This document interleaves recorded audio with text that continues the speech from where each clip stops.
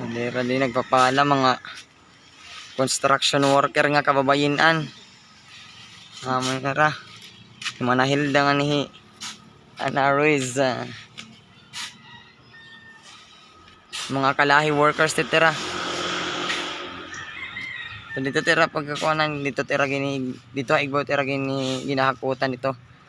Aw diri nagpapalala ito ra tas mapasa kanila ultimo ni manahil daw. Mga hard workers inira. O okay, mas dati pat asawa magpala.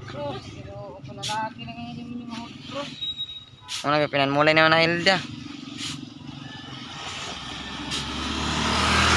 Kalahi workers kasi nira. Berat. Daw manera Quran.